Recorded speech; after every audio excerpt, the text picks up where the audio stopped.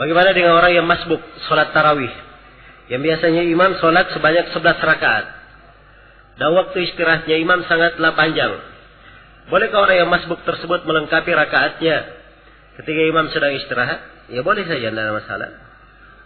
Dia ada tambah 2 rakaat, tidak ada masalah. Tapi kalau dia ikut langsung saja bersama imam, itu juga boleh. Sebab asalnya ada keluasan. Ya, ada keluasan dalam jumlah rakaat. Kecuali kalau imamnya misalnya dia langsung panjang, seperti langsung sholat 9 rakaat. Ya, maka ini lain lagi masalahnya. Dia sholat seperti yang dilakukan oleh imam. Nah.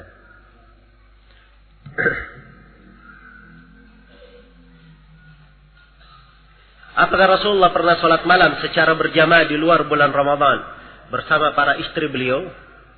Ya, kita sudah membaca hadis tadi ya. Seorang lelaki Allah rahmati, kalau dia bangun, dia bangunkan istrinya untuk sholat. Ya, jelas ya. Bukan dia bangunkan istrinya untuk sholat berjamaah, tapi disuruh sholat. Dia perintah untuk apa? Suruh sholat. Ini mengesankan bahwa setiap orang sholat sendiri-sendiri. Boleh sholat berjamaah, tapi kadang-kadang saja. Ya, kalau terus-menerus itu sudah kita terangkan, tidak disyariatkan.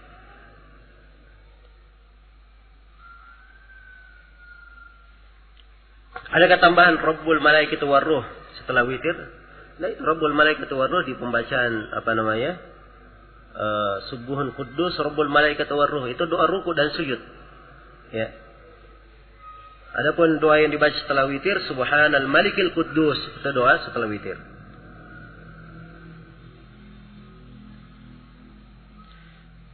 Ada orang yang mengatakan bahwa dosa yang diampuni oleh amalan-amalan seperti puasa, sholat dan lain-lain itu adalah dosa kecil saja. Itu pendapat kebanyakan para ulama. Ya, pendapat kebanyakan para ulama. Karena dosa besar itu perlu taubat khusus. Perlu taubat khusus.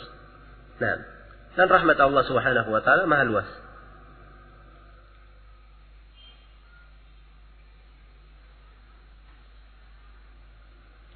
Bagaimana cara kita beristighfar pada waktu sahur? Seperti dalam ayat. Bolehkah kita membaca Sayyidul Istighfar?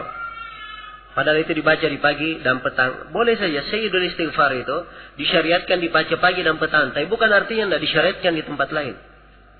Ya. Dia adalah penghulu istighfar. Boleh dibaca di mana saja.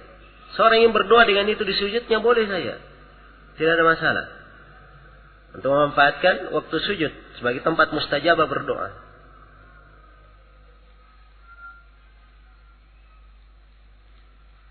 Dan kalau dia sholat witir itu sudah istighfar. Ya, sebab bacaan di dalam sholat ada istighfarnya atau tidak? Hah? Ada kan? Maka dia termasuk sudah kepada orang yang istighfar.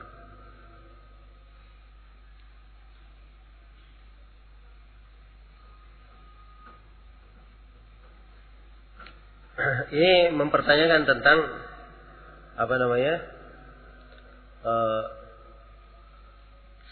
di sebagian kegiatan di misalnya penerimaan mahasiswa baru, ya, kadang mahasiswa baru ini di training dilakukan sholat Lailu secara berjamaah untuk melatih mereka, mengajar mereka tuntunan sholat. Ya, dan ini dikatakan bukan terus menerus. Iya betul, bukan terus menerus dilakukan. Memang sekali, tapi tahun depannya ada lagi, tahun depannya ada lagi. Dan itu sudah menjadi kebiasaan. Seakan-akan tiap kali ada training harus ada yang seperti ini. Itulah tadi yang saya katakan. Membiasakan seperti ini adalah hal yang tidak disyariatkan di luar Ramadan. Ya. Tapi kalau dia kadang-kadang ada dia punya keluarga, adik, diajarin, tidak ada masalah. Tapi kalau dia bikin acara khusus seperti ini adalah hal yang kurang tepat. Jelas ya?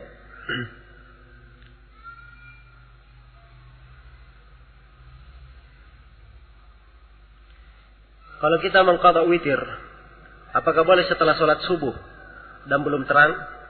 Nah, kalau dia mengqadha witirnya, qadanya nanti setelah terbit matahari. Ya, mengqadha setelah subuh, setelah sholat subuh itu waktu terlarang sholat. Tidak boleh sholat apapun di situ kecuali kalau dia mengqadha 2 rakaat sebelum subuh. Itu saja. Tapi witir nanti setelah matahari terbit.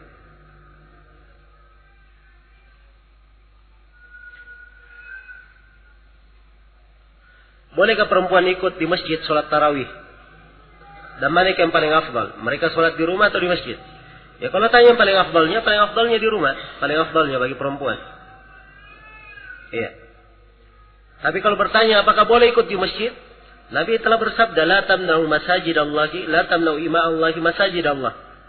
Jangan kalian melarang hamba-hamba perempuan Allah untuk hadir ke masjid-masjid Allah. Tidak ada yang melarangnya, silakan dia datang. Kalau dia ingin sholat, ya. Dan kadang sebagian perempuan ingin hadir karena di waktu sholat misalnya ada kelebihan di sholatnya. Ya.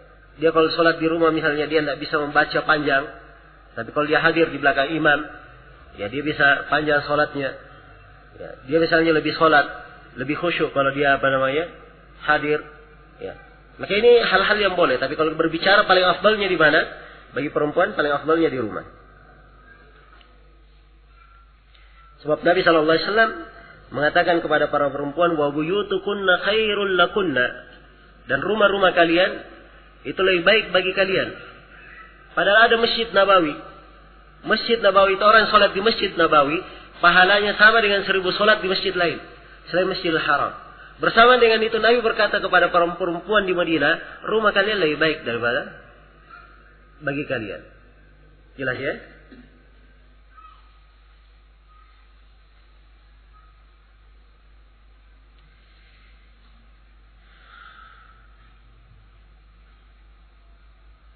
Ini sudah kita terangkan ya, banyak pertanyaan, alhamdulillah sudah dijelaskan.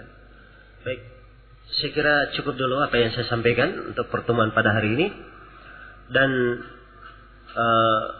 saya berterima kasih sebesar-besarnya kepada pengurus Masjid Nurul Izzah atas kesempatannya dan waktu yang diberikan, dan juga kepada seluruh pihak yang menjadi sebab terselenggaranya acara ini. Semoga Allah Subhanahu wa taala melipat gandakan pahala untuk mereka semua dan untuk seluruh hadirin, dan semoga Allah Subhanahu wa taala memberikan manfaat pada acara dan pengajian serta ilmu yang kita pelajari, dan semoga Allah Subhanahu wa taala menghidupkan kita hingga bulan Ramadan dan memberikan anugerah kepada kita dengan kemuliaan, taufik dan rahmatnya di bulan tersebut, dan semoga Allah menutup kita semua dengan mengakhiri Ramadan itu dengan kemenangan dan keberhasilan. Innahu waliyyu dzalika wal qadiru alaih. Atas segala macam kekurangan mohon dimaafkan. Subhanakallahumma bihamdik, asyhadu an la ilaha illa anta, astaghfiruka wa atubu ilaik. Walhamdulillahirabbil alamin. Wassalamualaikum warahmatullahi wabarakatuh.